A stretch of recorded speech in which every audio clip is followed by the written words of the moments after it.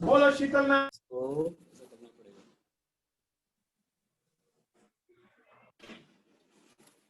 आप सभी को आवाज आ रही है क्या? जी गुरु, आंटी आ रही है गुरुदेव। अच्छा, अच्छे से आ रही है क्या? क्लियर? एकदम क्लियर जी गुरुदेव।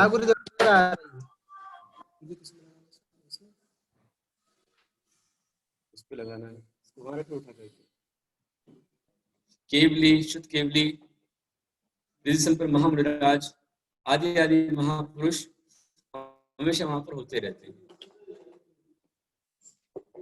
आगे अगले प्रकार से भरत क्षेत्र का विस्तार कितना होता है इसमें बता रहे हैं।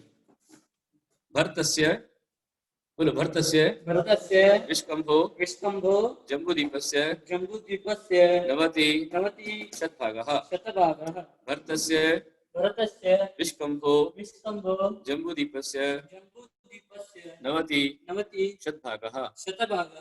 इसका अर्थ यह हुआ कि जो भरत क्षेत्र है उसका विस्तार जम्बूद्वीप का 1/90 भाग होता है।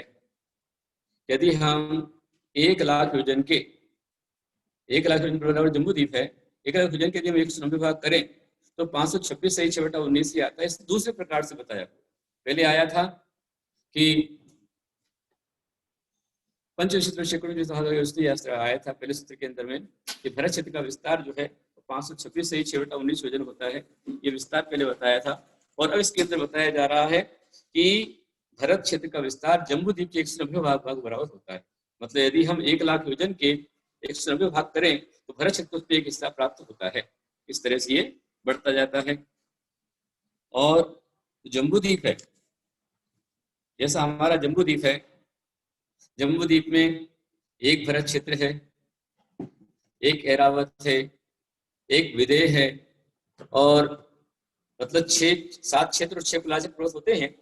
तो इससे आगे जो द्वीप है, धातिखंड द्वीप है, वहां पर क्या व्यवस्था रहती है उसको बताने के लिए बता रहे हैं। अगला सूत्र 30 नंबर का, द्वीर धातकी खंडे, द्वीर धातकी खंडे अर्थात धातिखंड द्वीप है।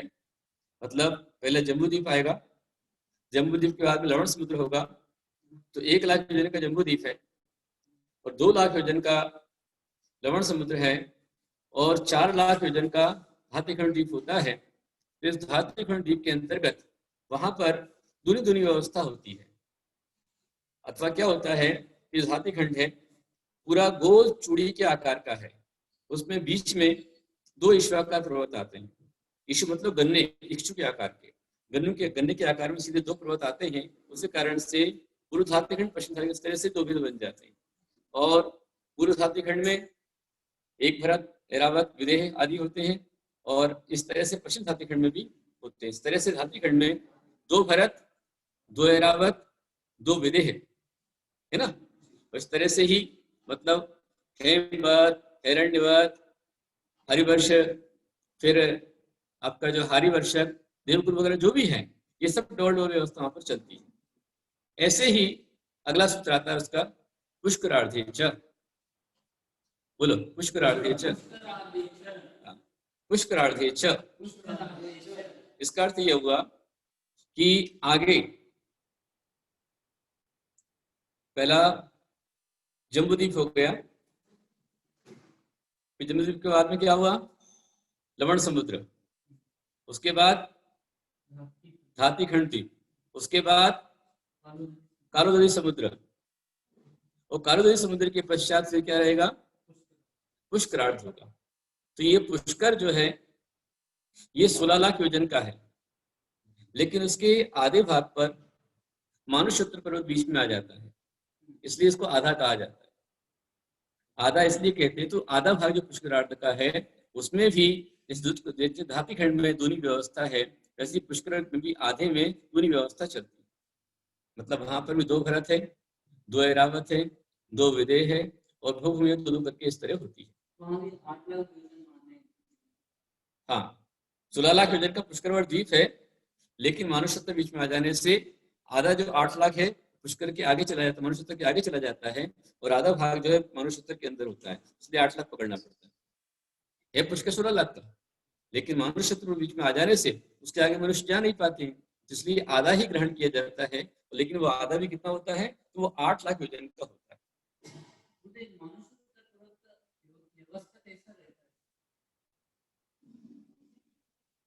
मानुषोत्तर पर्वत जो रहता है वह जो पुष्करवण द्वीप है, उस पुष्करवण द्वीप के बीचों बीच में आता है, और वो चूड़ी के आकार का मानुषोत्तर पर्वत आता है। तो उसकी जो ऊंचाई लंबाई चौड़ाई है वो अलग प्रकार से आती है। तो पहाड़ बीच में आ जाने के कारण से वह जो है बीच में आधा भाग तो जो है पुष्कर को आधे को मिल जाता है और आधा भाग मानुषोत्तर के बाहर हो जाता है। इस तरह व्यवस्था होती है। ये पार्ट लगाओ, प्लाईवुड को सेट कर दो, उसकी थोड़ा सा और ऊपर हो जाएगा कि विजन बराबर नहीं है इसका।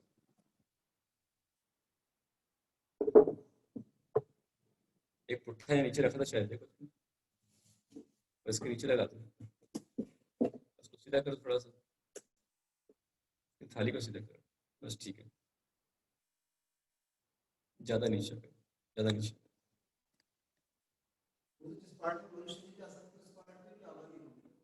वहां पर जब मनुष्य नहीं जा सकते तो वहां पर कुमानुष द्वीप होते हैं, अंतरद्वीप होते हैं। ठीक, इन सभी के नाम जो हैं इनके सार्थक नाम है।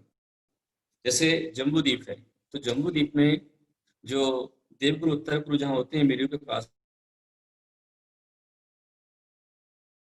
में नवरत्न यक्ष रहते हैं, यहाँ के जो पूरे जम्बू द्वीप का स्वामी है, इसलिए इसको जम्बू द्वीप कहा जाता है। तो धातीखंड द्वीप में वहां पर आंवले का वृक्ष वहां पर है। आंवले को संस्कृत में धाती कहा जाता है, धात की, इसे धाती को बोलते हैं, धातीखंड बोलते हैं उसको। और जो पुष्कर द्वीप है वहां पुष्कर वृक्ष होता है, अकृत्रिम वहां पर चैत्यालय होते हैं, वो पृथ्वी का पुष्कर वृक्ष है, इस कारण से इसको पुष्कर द्वीप कहा जाता है। हाँ, जामुन, जामुन, जम्बू वृक्ष तो जम्बू हो गया, जामुन हो गई। हाँ, धात की मतलब आंवला हो गया, और पुष्कर एक वृक्ष ही है, पुष्कर वृक्ष हो गया। इस तरह की व्यवस्था वहां पर चलती है। तो ये जो व्यवस्थाएं हैं ये पूरा कंप्लीट पुष्करार्धेच, इसका अर्थ ये हो गया कि जो व्यवस्था धातीखंड द्वीप के अंदर है वही वहां पर लग जाती है, क्योंकि मानुषोत्तर बीच में आ जाने से वो आधा हो जाता है। तो आधा हो जाने के कारण से वहां पर भी 2 भरत है, 2 ऐरावत है, और इसके अलावा 2 विदेह है, इसके अलावा 2 जगह मध्य भूमि वहां पर होती है। इस तरह से होता है। तो इस तरह से पूरा मिला करके हम यदि पकड़ते हैं तो जो 2.5 द्वीप है, बोले थे ना 28 द्वीप 2 समुद्रेषु वर्णारस की भूमि, तो 28 द्वीप में यही आता है।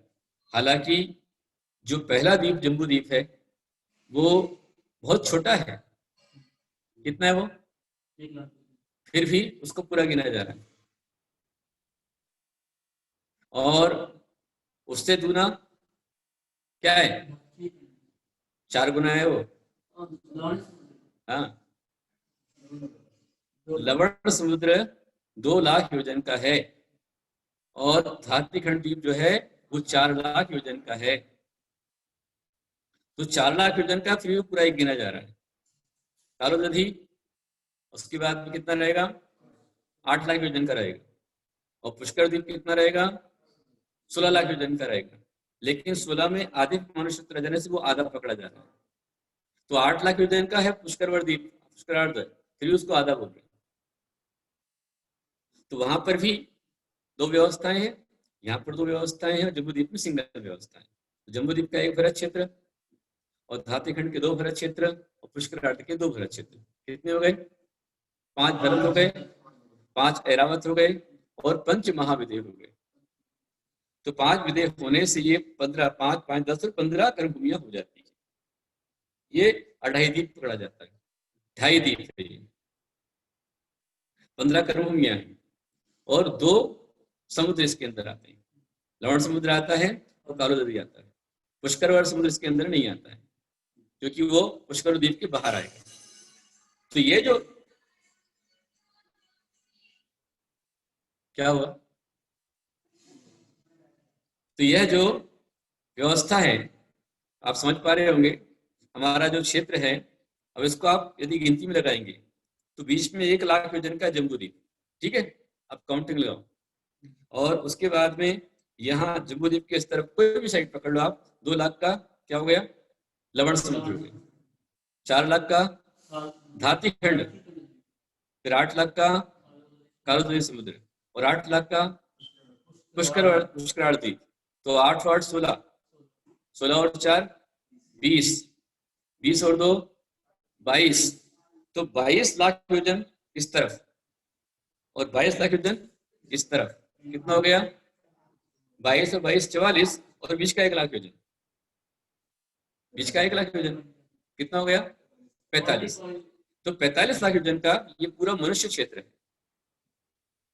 वही बात इसमें आ रही है 35 सूत्र में, प्रांग मानुषोत्तरान मनुष्यः, प्रांग मानुषोत्तरान मनुष्यः। इसका अर्थ ये हुआ कि मानुषोत्तर जो पर्वत है, उस मानुषोत्तर पर्वत के पहले पहले ही मनुष्य होते हैं। मानुषोत्तर से पहले मनुष्य होते हैं, उसके बाद से मनुष्य जो है वो है लेकिन कुमानुष्य। तो ये हाँ, वो भी वैसे हमारे इसी के बीच में आ जाती है। 96 अंतर्द्वीप होते हैं, उनके अंदर में कुमानुष होते हैं, और यहाँ हमेशा जो तृतीय काल की व्यवस्था चलती है। यहाँ जो मैंने कल बताया था आपको कि हमारा जो विदेश क्षेत्र है, तो विदेश क्षेत्र में जो व्यवस्था है वहां पर, वो वहां पर हमेशा तृतीय काल के अंत वाली व्यवस्था चलती है, एवरी टाइम जनरली। तृतीय काल का आखिरी क्या रहता है, 1 कोटि पूर्व की आयु रह जाती है और 500 धनुष की ऊंचाई रह जाती है। तो वही विदेश क्षेत्र में हमेशा चलती रहती है। हाँ, अपवाद में जो है किसी के अंतर मुहूर्त की आयु भी हो सकती है कम से कम, और मध्यम में चाहे जितनी हो, 2 साल, 5 साल, 8 साल, 10 साल, और 1 कोटि पूर्व रह जाए, 1 कोटि पूर्व से कम रह जाए, तो मध्यम आयु की नाना प्रकार की होती है। तो आप ये समझ लीजिए कि इस पूरे तीनों लोगों के अंदर में एकमात्र ये 45 लाख योजन का क्षेत्र है जिस क्षेत्र के अंदर में मनुष्य रहते हैं। समझ में आया 45 कैसे होगा? फिर से एक बार समझो।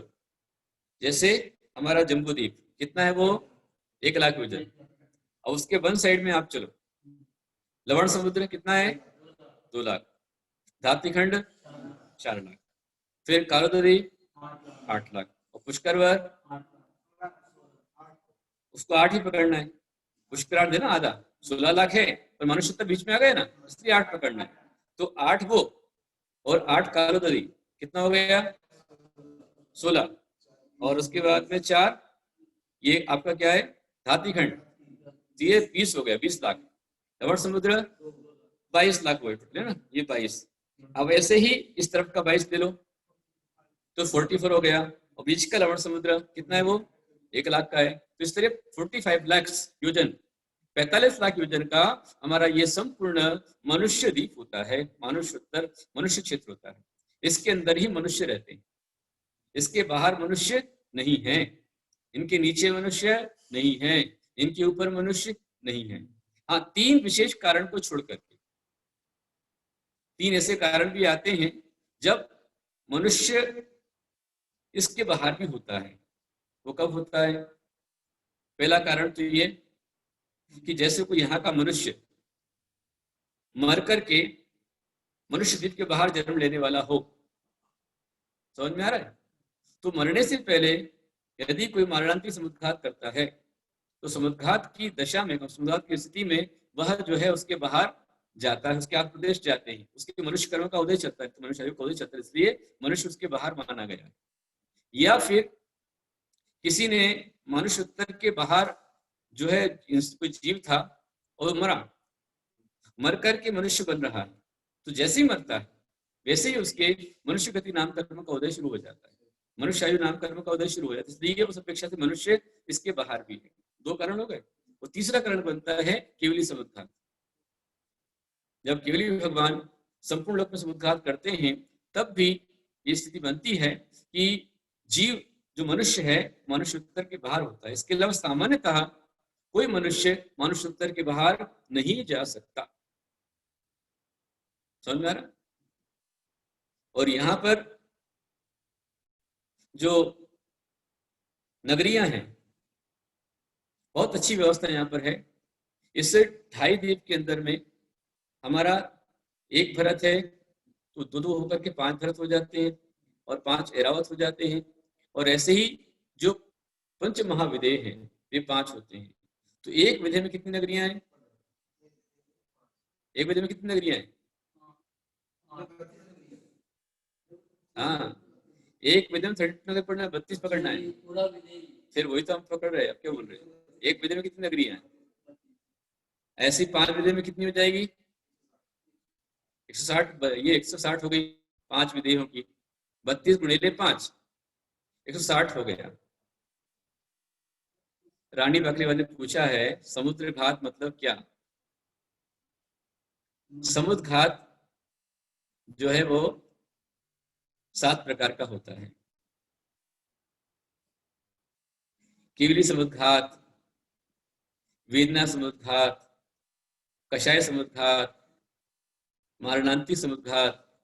तो समुद्र घात का मतलब क्या होता है कि उस समुद्र घात में जीव के जो आत्म प्रदेश हैं, वो आत्म प्रदेश जीव को न छोड़ते हुए वो दो स्थान वहां तक जाते हैं।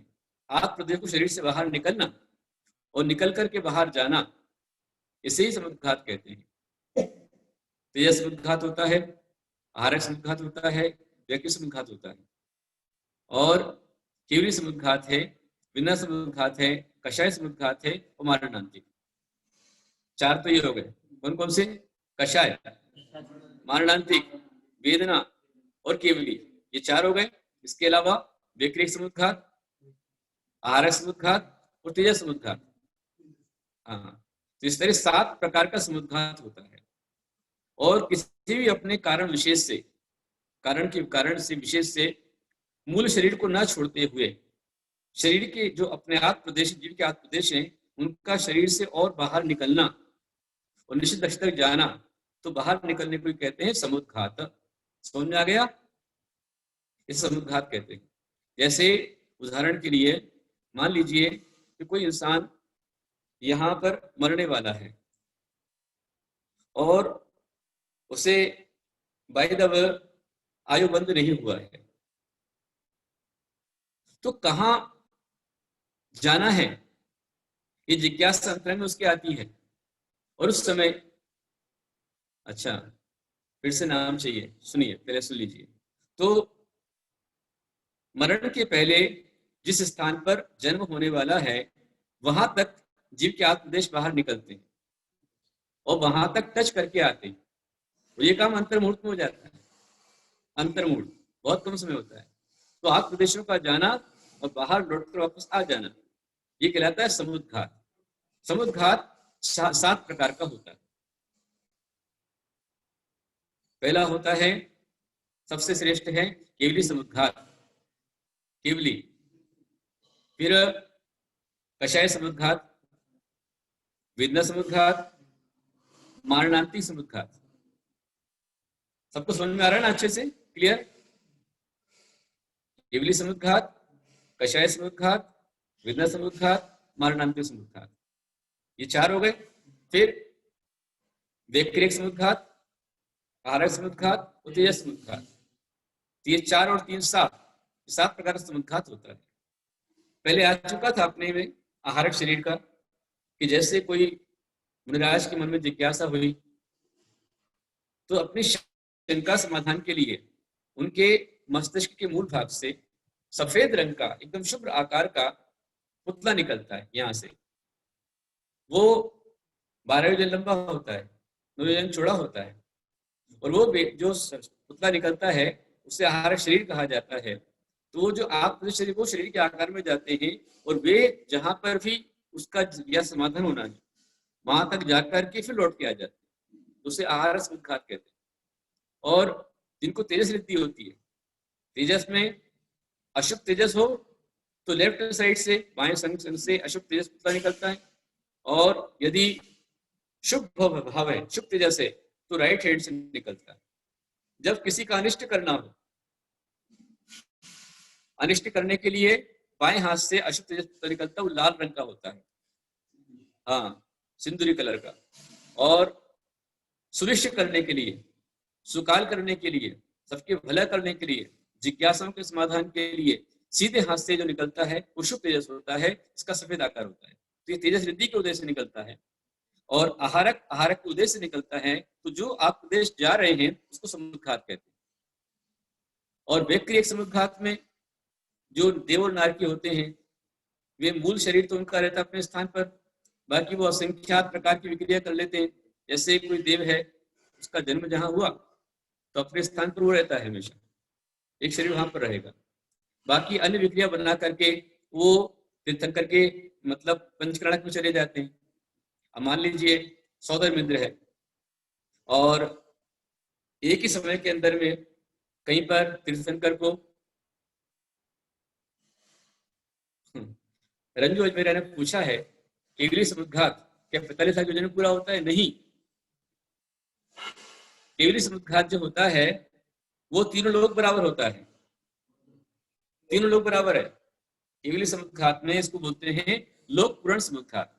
वो क्यों होता है उसका भी कारण अलग है। पहले आप देवों को समझो। सौधर मिंद्र, उदाहरण के लिए बता रहा हूं, सौधर मिंद्र, उसे पता चला कि भाई यहाँ भरत क्षेत्र में तीर्थंकर का गर्भ कल्याणक हो रहा है, और वहीं आभास हुआ कि ऐरावत में तीर्थंकर जन्म कल्याणक हो रहा है। विदय में कहीं पर तब कल्याणक हो रहा है, कहीं पर ज्ञान, कहीं पर मोक्ष हो रहा है, वे की टाइम पूरा, और बनाना उसको ही है। तो क्या करेगा वो? उसकी विक्रिया हो जाएगी, 5 विक्रिया 5 जगह चली जाएगी। उसमें अष्टानी का पर्व आ गया तो वहां भी जाना है। उसी में और अन्य किसी केवली भगवान को केवल ज्ञान हो गया तो वहां भी समुद्रण की पूजा करने, की पूजा करने जाना है। कहीं उपसर्ग आ गया, उपसर्ग को निवारण करने जाना है। तो ऐसे और उनको अपने घूमना भी है, क्रीड़ाएं भी करना है, देवियों के साथ रमण भी करना है, दर्शन भी करना है, घूमने जाना है। तो इसलिए जो देव लोग हैं वे असंख्यात विक्रियाएं उनकी शरीर की कर लेते हैं। तो जो आप प्रदेश निकलते हैं उनके बाहर उसको व्यक्ति समुद्घात कहते हैं। हाँ, व्यक्रिया की है लेकिन फिर वदारी की माना जाएगा। व्यक्रियक है लेकिन वदारी की मानते उसको, ज्यादा वो नहीं कर पाता है। जो देवों के हो पाता वैसा नहीं। इसी प्रकार से नारकियों की सीमित है, नारकियों की जितनी विक्रिया होगी अशुभ होगी और सीमित रहेगी उनकी, पर देवों की बहुत ज्यादा होगी। तो ये व्यक्रियक समुद्घात हो गया, आहारक हो गया, तेजस हो गया। कषाय, बहुत अधिक गुस्सा आ जाए, कषाय हो, और कषाय में जब तीव्र संक्लिष्ट परिणाम होते हैं तभी आत्मदेश बाहर निकलते हैं। हाँ, बहुत ज्यादा वेदना हो, बहुत बीमारी लग गई है, कई बार ऐसा लगता है कि व्यक्ति मर गया लेकिन मरता नहीं है वो। उसके आत्म प्रदेश जहां उसकी औषधि वहां तक जाते हैं और औषधि का स्पर्श करके रोग निवारण के वापस लौट के आ जाते हैं, और फिर वापस जो है वो चेतना उसमें आ जाती है, तो लगता है कि जिंदा हो गया, ऐसा होता है। तो ये कहलाता वेदना समुद्घात। समझ में आया? अब आपने पूछा केवली समुद्घात क्या 45 से विजन होता है? नहीं, केवली समुद्घात के समय जब किसी भी तीर्थंकर केवली समुद्घात होता है वो कब होता है? जिस समय उनके आयु का समय अंत होने का निकट आ जाता है, आयु कम बची है और अन्य जो कर्म है, नाम गोत्र वेदनी कर्म की स्थिति ज्यादा है। मान लीजिए जैसे आयु कर्म की स्थिति कितनी बची हुई है?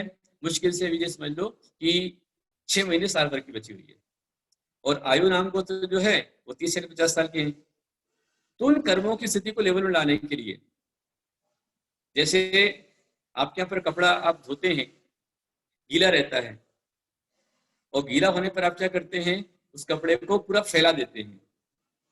जितना अधिक फैलाते हैं जितना जल्दी कपड़ा वो सूख जाता है, और जितना उसे पदर घड़ी करेंगे उतना देर सूखेगा। इसी प्रकार से वो केवली भगवान के ऑटोमेटिक होता है। आयु कर्म से अन्य कर्म से ज्यादा होने पर उनको लेवल बैलेंस में लाने के लिए वो क्या करते हैं कि ऑटोमेटिक उनके जो है 7 स्टेप होती है। कितनी? 7। पहले क्या होगा? सबसे पहले उनके शरीर जो है वो आत्म प्रदेश जो लेके दंड आकार में, एक डंडे के समान तीनों लोक में 14 राज्यों तक पूरे फैल जाते हैं। अकेले 45 लाख में नहीं है, संपूर्ण लोक में जितनी ये तरस नाड़ी है उस त्रस्त नाड़ी के बराबर दंड के आकार में उनके हाथ प्रदेश पूरे फैल जाते हैं। 14 राजू, 14 राजू लंबा है, वो एक राजू लंबा चौड़ा है, बल्कि यूं पकड़ो एक राजू भी नहीं है, बल्कि 7 राजू लंबा चौड़ा है। 7 राजू में भी ये पहले आएगा, एक राजू में आएगा त्रस्त नाड़ी, जो जहां तक त्रस्त नाड़ी जा रही है उतना पूरा दंड के आकार में होगा, उसके बाद फिर कपाट के आकार में होगा। और हर एक को समय कितना लगता है? एक को एक समय लगता है। दंड में 1 टाइम, कपाट में 2nd टाइम, फिर प्रतर 3rd टाइम, और लोक पूरण 4 टाइम। 4 समय में लोक पूरण हो जाता है। अभी जैसे मैंने सिर्फ अभी कहा, तो मुझे अभी कहने में और आपको सुनने में नंबर लेस टाइम हो गए हैं, असंख्यात समय हो गया है। हाँ, हम लोग असंख्यात को समझ पाते, सुन पाते हैं, संख्यात को भी नहीं सुन पाते हो। तो जो तीर्थंकर भगवान है, केवली भगवान है, उनको सिर्फ ओनली 7 टाइम लगता है। दंड, कपाट, प्रतर, लोक पूरण, ये 4 हुआ। लोक पूरण के बाद पुनः दोबारा रिटर्न में प्रतर, कपाट और दंड वापस अपने में आ जाते हैं। तो इस तरह से यह जो है 7 प्रकार का समय केवली समुद्घात में लगता है। इसको समुद्घात कहते हैं। समझ में आ गया? तो इस समुद्घात के समय ही मनुष्य जीव, मनुष्य मानुष्योत्तर के बाहर माना जाता है, इसके अलावा नहीं माना जाता। समझ में आ गया? मानुष्योत्तर से बाहर मनुष्य नहीं जा सकता। सिर्फ अपवाद में 3 कारण हैं। कौन से? एक तो मरणांतिक समुद्घात, दूसरा गत्यानुपूर्वी, और तीसरा केवली समुद्घात। इन 3 कारणों पर ही वह बाहर जाता है, इसके अलावा नहीं जाता है। तो ये जो मानुष्योत्तर पर्वत के अंदर 45 लाख योजन का क्षेत्र है, यही हमारी निर्माण भूमि है। एक बात को ध्यान रखें। क्या चीज? केवली समुद्घात अकेले केवली क्या होगा? नहीं, केवली केवली मनुष्य तो है, वो केवली मनुष्य है, केवली भगवान मनुष्य तो है। हाँ, उनका केवली समुद्घात रहेगा। बाकी इसके अलावा जो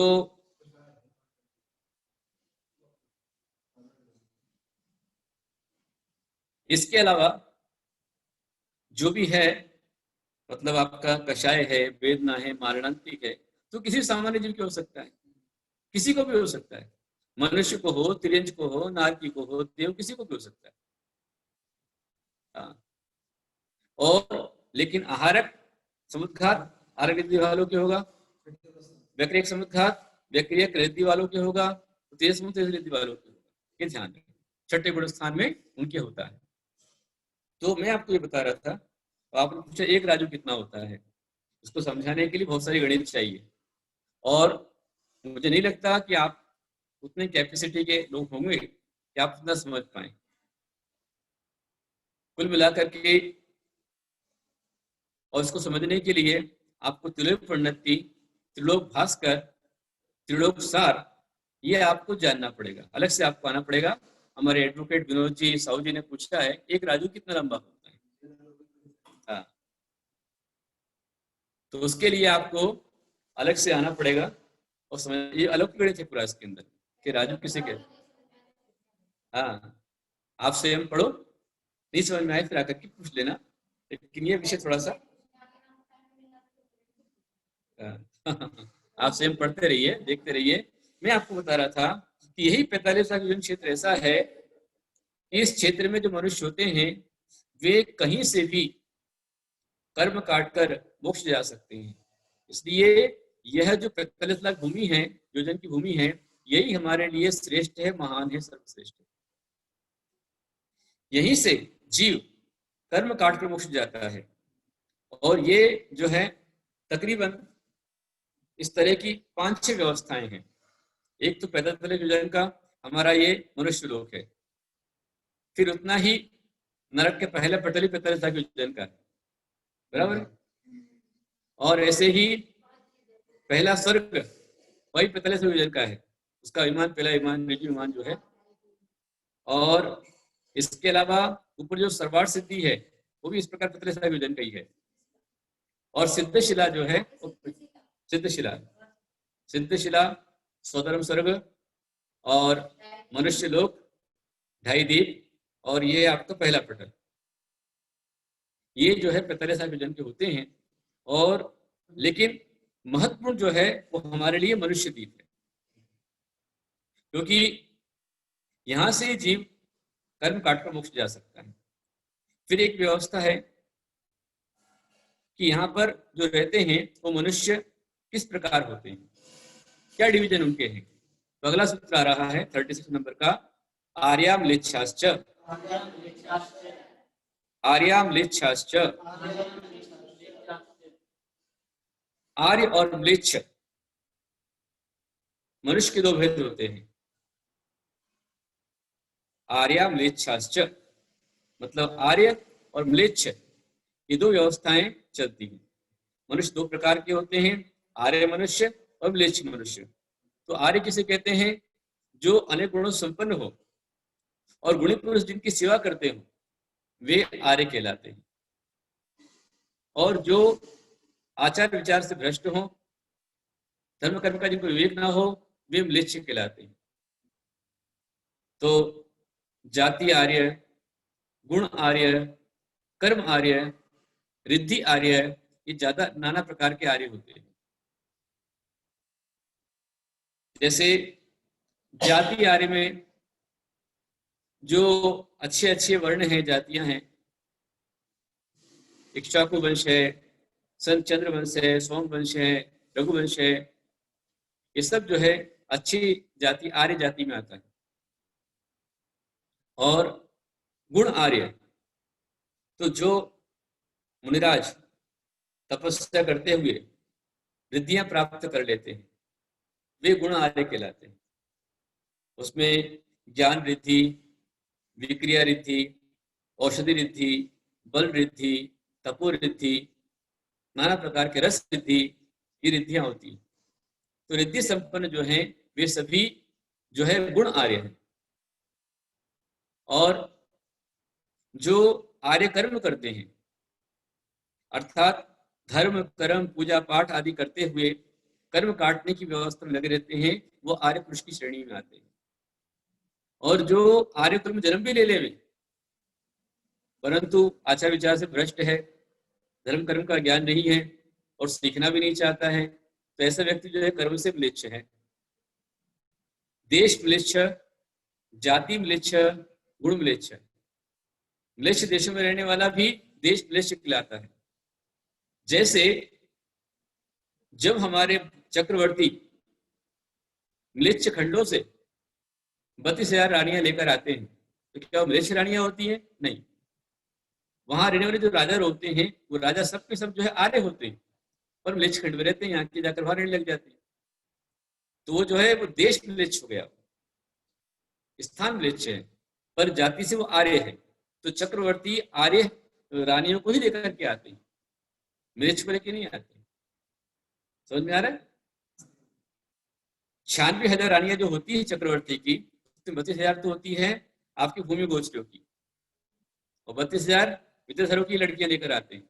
32,000 जो है म्लेच्छ खंड से लेकर आते हैं। तो म्लेच्छ खंड से जो लेकर आते हैं वो सब की सब जो है वो आर्य वंश की ही लड़कियां होती हैं, म्लेच्छ लड़कियों को लेकर नहीं आते हैं। हाँ, अब जैसे यहाँ से बहुत सारे जैन हैं, वो अमेरिका में रह रहे हैं, ऑस्ट्रेलिया में, फॉरेन में कहीं भी रह रहे हैं, तो भले चाहे वहां जाकर रह रहे हैं लेकिन है तो वो जैन। और जैन होकर के यदि वो अपने धर्म का पालन करते हैं, ईमानदारी के साथ में नियम संयम पालते हैं, तो कर्म से भी जैन रहेंगे। और वहां जाकर के उनके जैसे हो गए, भ्रष्ट हो गए, धर्म छोड़ दिया, जैनत्व को छोड़ दिया, तो वो कर्म से म्लेच्छ हो गए। ऐसे यहाँ पे बहुत सारे जैन हैं, कर्नाटक में बहुत सारे जैन थे। जिन जैनों को वहां पर जैन जो है अजैन बन गए, बना दिया गया। कई हिंदुओं को हिंदू से अन्य जाति में भ्रष्ट कर दिया गया, ईसाई बना लिया गया, मुसलमान बना दिया गया। तो ये सब जो है वो भ्रष्ट हो गए सभी। ये जाति आर्य और म्लेच्छ दो प्रकार के मनुष्य होते हैं। और आर्य किसे कहा जाता है? तो जो अनेक गुणों से संपन्न हो और जो गुणवानों के द्वारा पूजे जाते सम्मानीय हैं, वो सभी आर्य कहलाते। समझ में आ गए? तो ये दो व्यवस्थाएं चलती। आगे कर्मभूमि का वर्णन आता है। कर्मभूमि कहाँ कहाँ होती है? 37 सूत्र है, बोलिए। भरत ऐरावत विदेहा कर्मभूमयो अन्यत्र देवकुरुत्तर कुरुभ्यः। भरत ऐरावत विदेहा कर्मभूमयो अन्यत्र देवकुरुत्तर कुरुभ्यः। अर्थात भरत क्षेत्र और ऐरावत क्षेत्र और विदेह क्षेत्र, यहाँ पर ही कर्मभूमियां होती हैं। अन्यत्र देवकुरुत्तर कुरुभ्यः, मतलब 5 मेरु संबंधी, 5 भरत और 5 ऐरावत, और देवकुरुत्तर कुरु को छोड़ करके जो पंच विदेह हैं, वे सब में हमेशा कर्मभूमि होती है। कर्मभूमि और भोगभूमि, ये दो चीजें हैं। आप समझिए बात को। 5 भरत, 5 ऐरावत और 5 विदेह, यहाँ पर कर्मभूमि है। कर्मभूमि का मतलब क्या? कि जहां षट कर्म करते हुए जीवन यापन किया जाता है, उसे कर्मभूमि कहते हैं। या जहां कर्म काट कर अनंत सिद्ध बना जाता है, उसे कर्मभूमि कहते हैं। या जहां कर्म करके जीव अपने कर्मानुसार नरक, तिर्यंच आदि गतियों में जा सकता है, उसे कर्मभूमि कहते हैं। हाँ। तो ये कर्मभूमि, कर्म तो हालांकि चारों गतियों में हो रहे हैं, परंतु मुख्य रूप में जहां पर जीव अपने कर्म काट करके अरहंत और सिद्ध बन सकता है, वह मुख्य रूप से कर्मभूमि है। जहां नियम संयम व्रत का पालन किया जा सकता है, वो कर्मभूमि है। और जहां चाहकर भी नियम संयम व्रतों का पालन नहीं हो सकता, हमेशा भोग ही भोग है, असंयम ही असंयम है, वो सब भोग भूमि है। स्वर्ग में मत लगाना, उसे नरक में मत लगाना। यहाँ चल रही बात अपनी मध्य लोक की। तो मध्य लोक में ध्यान रखिए कि 30 भोगभूमियां हैं। भोगभूमि कितनी है? 30। और कर्मभूमि कितनी है? 15। कर्मभूमि कम है, भोगभूमि ज्यादा है। हाँ, क्योंकि हमारे जम्बूद्वीप की 6 भोगभूमियां हो जाती हैं। जम्बूद्वीप की 6, धातिखंड की 12 और पुष्करार्ध की 12। कितनी हो गई? 12 12 24 और 6 30। तो 30 भोगभूमियां हैं। इसके अलावा भी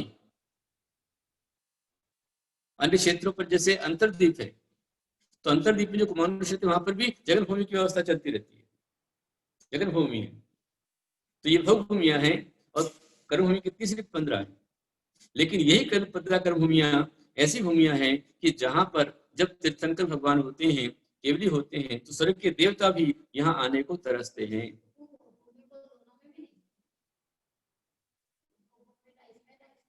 अंतरद्वीप कहा है उनको, कुमानुष द्वीप कहा गया उनको, तो भूमि कहा उनको। तो न भूमि के अंदर आता है पूरा, न वो कर्म भूमि आता है, नहीं हो सकता। 96 अंतरद्वीप होते हो, 96 अंतरद्वीप। तो ये अपन ने अभी समझा है। और अपन अभी कर्म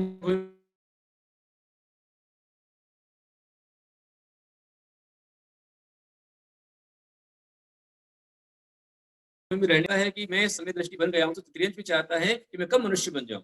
और आपको मौका मिला है मनुष्य बनने का, तो मुख्य का लाभ लेते रहिए। अभी आप ये जानकर चलिए कि आज सुगंध दशमी है। और सुगंध दशमी के विषय में मैंने सुबह ही बताया था कि जो रानी श्रीमती, नाम ही उसका श्रीमती था, राजा ने उसको संदेश दिया कि तेरा पुण्य अवसर है, तू जा और मुनिराज को आहार दान देना। लेकिन उस रानी ने उस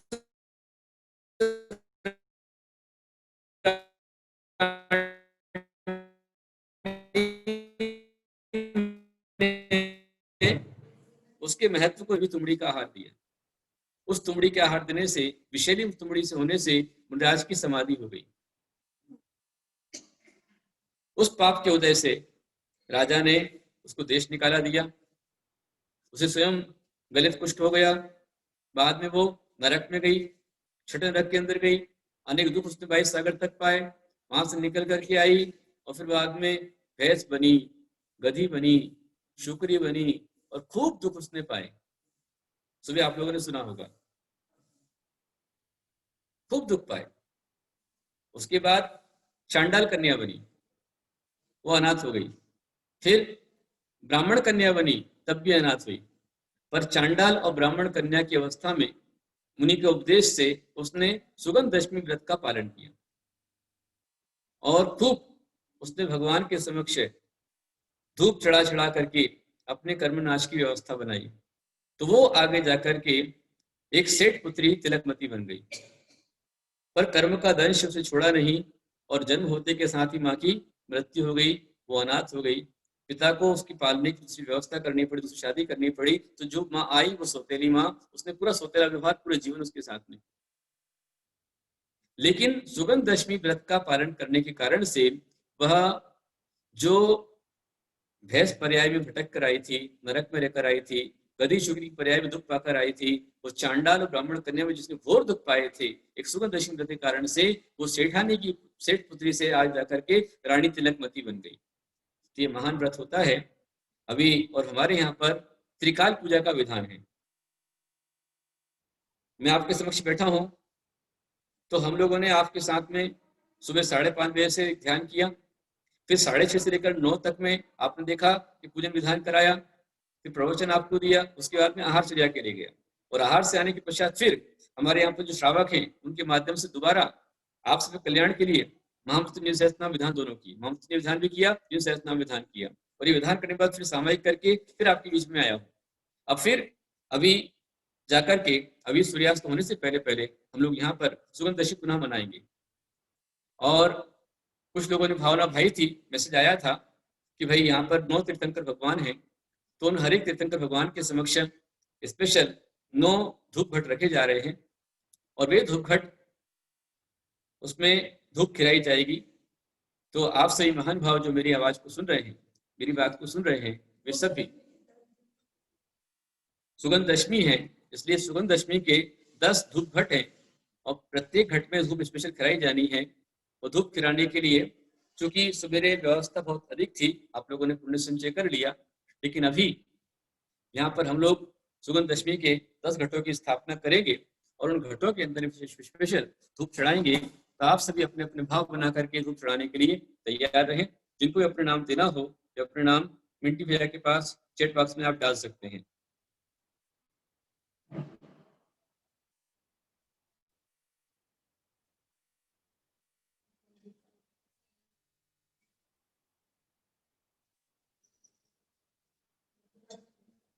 मिंटी भैया, मिंटी है क्या? जी नमोस्तु गुरुदेव। हाँ ठीक। हाँ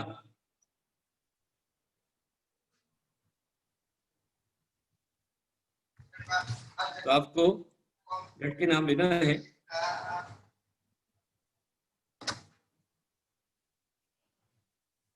गर्भवती क्षेत्र पर स्पेशल 10 घट यहाँ पर हैं, स्पेशल नए घट बनवाए गए हैं और आप सभी के द्वारा कर्म के नाश के लिए धूप घटों की स्थापना होगी। अभी हमने सुबह में स्पेशल जो धूप आई हुई है वो आपके परिवार के द्वारा चढ़ाई जाएगी। तो जो भी अपने नाम देना चाहे वो दे सकते हैं। मिट्टी भैया बताएं। उसकी राशि मात्र 501 रुपए है और ऐसे 10 घट है और आप एक एक घट में अपना नाम दे सकते हैं। सुबह आपने देखा था कितनी अच्छी सुगंध दशमी धर्म तीर्थ पे बनाई गई थी और सुबह हमने बड़े जो 5 घट थे वो हमने उनके द्वारा धूप दशमी बनाई थी। लेकिन ये हमारा सौभाग्य है कि गुरुदेव ने फिर से हमें मौका दिया है 10 घट के साथ और उसकी राशि मात्र 501 रुपए है, एकदम नॉमिनल हमने वो रखी है न्यौछावर राशि। तो जो भी चाहे अपना नाम चैट बॉक्स में डाल सकते हैं। और गुरुदेव मेरी बहुत सुंदर गुरुदेव मेरी मंदिर का डेकोरेशन हुआ है। गुरुदेव वो 100 दशमी का जैनम उद्घाटन भी होगा अभी जैनम 1 पे गुरुदेव। बहुत सुंदर सा रूप मंदिर का यहाँ पर है, अभी आपको दर्शन उसके मिलेंगे। तो उसका उद्घाटन किस परिवार के हाथ से होगा वह भी आप लोग को बताना है।